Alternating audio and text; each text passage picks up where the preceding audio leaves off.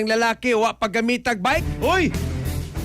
Gisikop gumikan kay giaksyonak dunggab ang asawa. Wala paggamitag bisikleta. Beato i-check naka-standby na sa katropang Eric Amaro. Live report.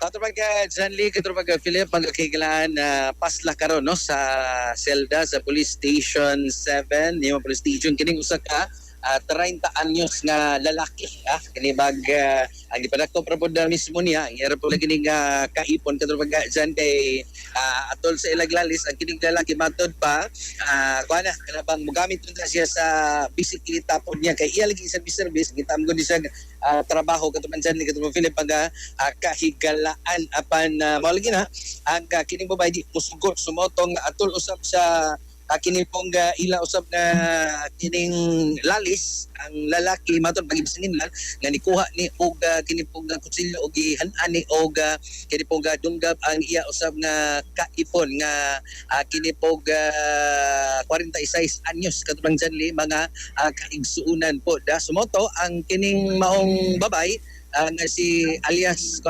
alias G no kay ang kining lalaki si alias Rex man katong pag-Janli so matod pa ng kining babae ni taho ngadto sa Police Station 7 nya giresponde to sa tog kapulisan mo po nga nadakpan aga kini pog suspensado katong Janli katong Philip mga kahigalaan tungod sa kasong violence against women and children policy no sa habig sa suspensado dihanggi tungutan usab sa mga tikbalita matod po sa niya nga dito tinod ang pasangil usab sa iya nga kining misis o iya nga kaipon kay ang matubasab niya nga ang atol silang lalis kay lagi gusto ta diyang gamiton ang bike niya kuan nila conjugal property murag napaliting bike samtang good terms pa ang ilang relasyon katuman sa katulong magkakigilaan niya dihag kinibag nagka-aslom na ang ilang untang tam is relasyon katuman sa iyang tanig gamiton pero di naman siya paggamiton hinon ni katuman sa iyang gimakak nga and ikuha sa konsilyo atong higayon na og iswegdunggab ang kining iyag